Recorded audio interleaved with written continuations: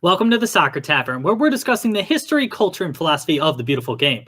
My name is Dave, and in this video, we're talking about the history of Verein für Leibesübungen Wolfsburg, also known as VfL Wolfsburg. Pull up a seat and let's start the discussion.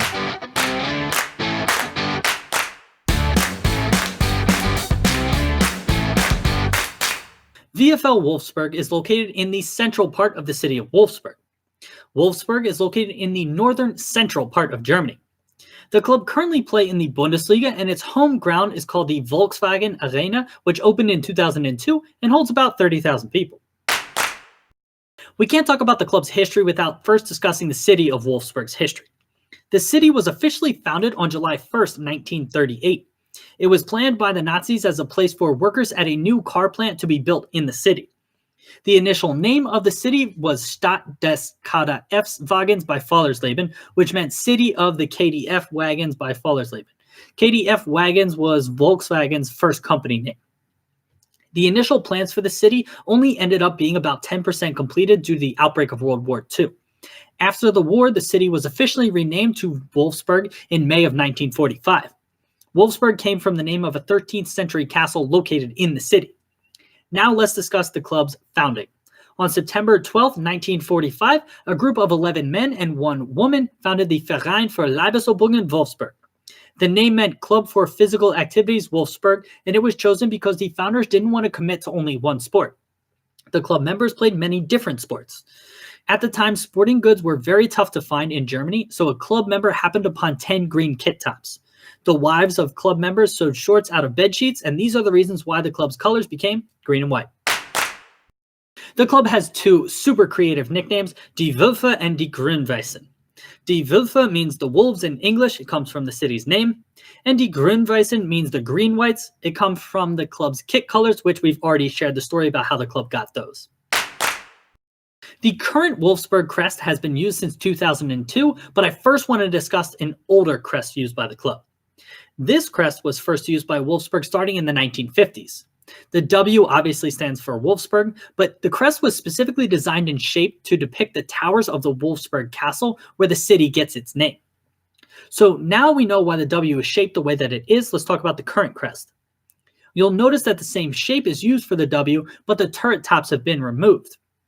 This was very unpopular with fans who didn't like that the reference to the castle was removed. Additionally, the circle is open at the top of the crest, which is supposed to signify that the club is striving towards the top of German soccer. Wolfsburg went through a middling existence for most of its early years. It fluctuated between the professional and amateur 2nd and 3rd divisions from its creation until the late 1980s and early 1990s. Finally, the club started to put together decent results in consecutive years and broke through from the 3rd division into the Zweite Bundesliga after the 1991-1992 Oberliga Nord season. Wolfsburg entered a 14 group stage after the season and finally, on June 13, 1992, officially won the group and clinched promotion to the Zweite Bundesliga. The club hasn't been lower than the 2nd division since this date, and it hasn't been relegated in any division since 1977. The club was incredibly close to relegation after only 1 season, though, and I'd like to discuss that as our next important event. The club clinched safety from relegation on the last match day of the season, June 6, 1993, when it beat Fortuna Düsseldorf 2-1 on the road. Even though the club clinched safety from a sporting perspective, the club was in a bad financial position and was nearly denied a playing license for the Zweite Bundesliga's 1993-1994 season. Only hours before the deadline in the summer of 1993, local individuals who supported the club put up over 500,000 Deutschmarks to ensure the club wouldn't be relegated. This was critical for the club's survival in professional soccer. The third event I'd like to highlight happened on June 11, 1997. On this date, Wolfsburg met Mainz 05 on the final day of the Zweite Bundesliga season. Both sides knew the winner of that match would secure automatic promotion to the Bundesliga if they won, so tensions could not have been higher. Mainz took an early 1-0 lead, but Wolfsburg roared to life and made it 3-1 before halftime. Mainz fought back to make it 3-3 before the 60th minute, but Wolfsburg scored 2 more goals, conceded a late one, and held on for a 5-4 victory. The thrilling match meant Wolfsburg qualified for the Bundesliga and the 1st division for the first time in the club's history. The fourth event I'd like to discuss is the club's amazing Bundesliga title in 2009. On May 23, 2009, Wolfsburg destroyed Werder Bremen 5-1 to clinch the title ahead of Bayern Munich. It was the club's first ever major trophy and an amazing year for the club. Strikers Edin DZEKO and Graffite scored a combined 54 goals, with the club's playmaker Misimovic registering 20 assists. It was likely the greatest season in the club's history. And the final event I'd like to mention is the club winning its second major trophy, the DFB Pokal, in 2015. The final occurred on May 30th, 2015 in Berlin, with Wolfsburg facing Borussia Dortmund. Dortmund jumped out to an early lead, but Wolfsburg scored 3 goals in 16 minutes to win the match 3-1. It was the club's first and so far only DFB Pokal victory, and a glorious day for the club. At time of recording, the club has 118 official fan clubs. Additionally, German soccer is famous for having Torhymne or goal songs. For some reason, Wolfsburg's Torhymne is the song Ramalama Ding Dong. While catchy, I have no idea why this is the club's goal song, but it has been the celebration song since at least 2012 and likely many years before then. I'm going to highlight 5 players in detail in this section and then briefly mention 2 others. Siegfried Siggi Reich joined his hometown club of VfL Wolfsburg in 1991 after beginning his professional career in 1981 with Borussia Mönchengladbach. When Reich joined, Wolfsburg were still in the amateur divisions, but Reich helped the club qualify for the Zweite Bundesliga in 1992.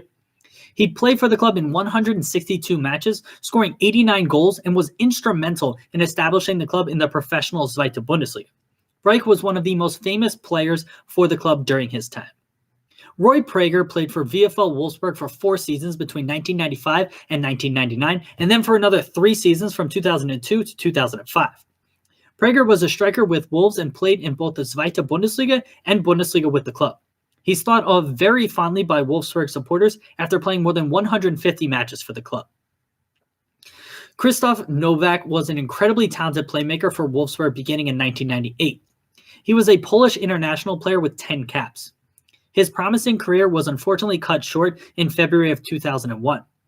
Nowak was diagnosed with ALS, and he unfortunately passed away in 2005 because of this disease. Before passing, he started the Krzysztof Nowak Foundation to help find a cure for ALS, and VfL Wolfsburg is still heavily involved with this charity. Martin Petrov is widely considered one of the best players to ever play for the club. Petrov once scored all 4 Wolfsburg goals in a 4-3 victory over Mainz 05. He was a Bulgarian international player and was with Wolfsburg for 133 matches from 2001 to 2005. His performances attracted the attention of Atletico Madrid, and he'd go on to play for a handful of other clubs in England, Spain, and Bulgaria. Likely the best performances of his career came at Wolfsburg, and he's still fondly remembered by supporters. And the 5th player I'd like to highlight is likely the most talented pure striker in the club's history, Edin DZEKO.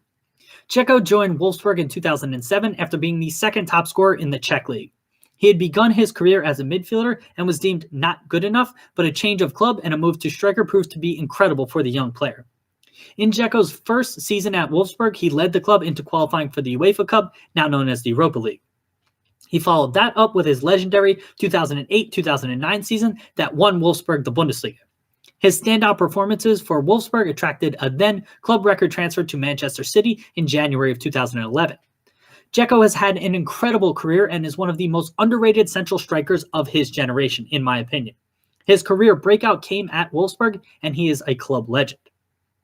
Additionally, for personal reasons, I wanted to mention 2 other players, Claudio Reyna and Kevin De Bruyne. Claudio Reyna was a great U.S. men's national team player in the 1990s and 2000s. He is certainly not a Wolfsburg legend, but he became the first American to captain a European club while with Wolfsburg, which is why I wanted to mention him here. And lastly, I believe Kevin De Bruyne is the best attacking midfielder in the world right now. De Bruyne currently plays for Manchester City in England, but he spent a year and a half with Wolfsburg from winter 2014 to summer 2015.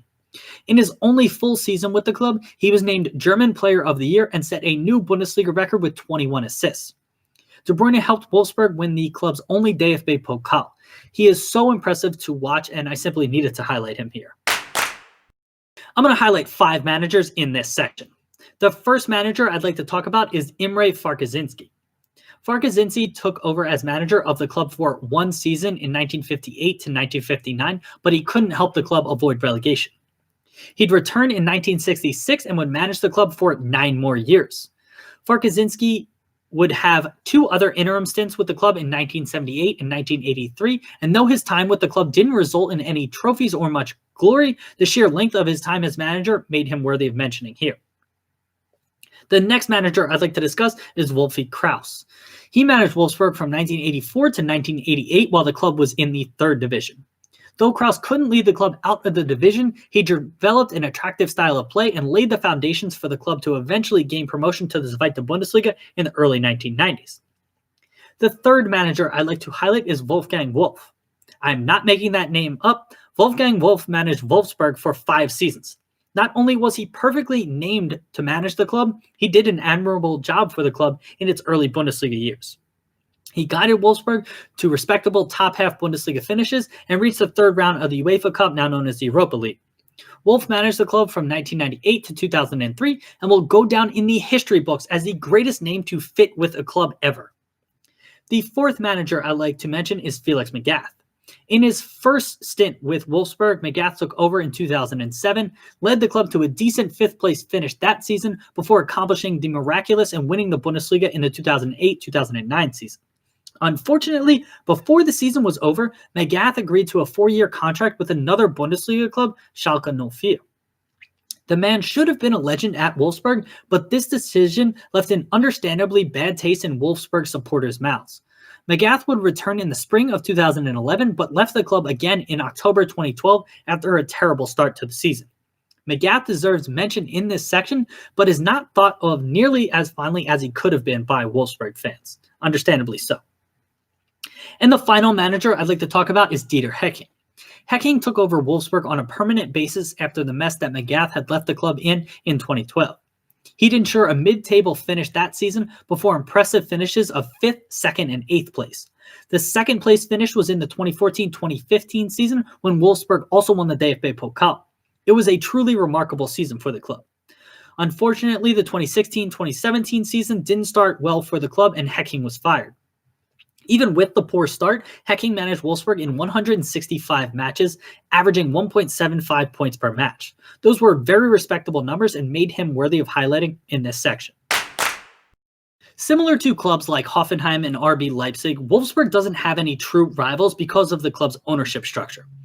The Bundesliga has rules intended to encourage majority ownership of clubs by supporters, and any clubs that circumvent these ownership rules are largely derided by opposition supporters. For those that don't know, Wolfsburg is majority or wholly owned by Volkswagen, the car company.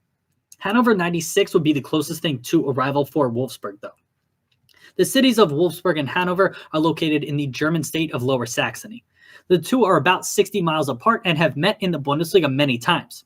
Hanover supporters don't acknowledge Wolfsburg as a true rival, which I've already discussed, but I wanted to highlight them here. Eintracht Braunschweig also deserves a quick mention. The two clubs play in stadiums less than 25 miles apart, but amazingly, Wolfsburg and Braunschweig have only met a handful of times since the Bundesliga was formed in 1963.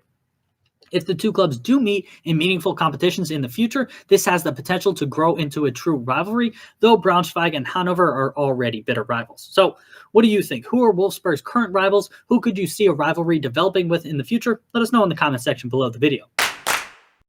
The stats and records we're about to discuss are as of December 2019, which is when we are recording this video. VfL Wolfsburg has played 23 seasons in the top flight in its history. The club has 2 major trophies, the 2009 Bundesliga and the 2015 DFB Pokal. Wolves' record first-team appearance holder is Diego Benaglio with 321 first-team appearances. The club's record goal scorer is Wilfried Kemmer with 237 first-team goals. Wolfsburg's record transfer purchase was Julian Draxler from FC Schalke on August 31st, 2015 for about 43 million euros. And the club's record transfer sale was Kevin De Bruyne to Manchester City in England on August 30th, 2015 for about 76 million euros. And one last interesting fact about the club, Wolfsburg was involved in the first ever penalty shootout in the DFB Pokal's history on December 23rd, 1970. The DFB had just instituted the penalty rule for the competition, and after Schalke and Wolfsburg drew in both legs of their matchup, the match went to penalties. Though Schalke won 4-2, it was an historic moment in German soccer for Wolfsburg. So, there you have it. A bit of history on Verein für Leibesübungen Wolfsburg. Let's continue the discussion in the comment section below the video. Thanks for stopping by the Soccer Tavern. Hope to see you again soon. Prost!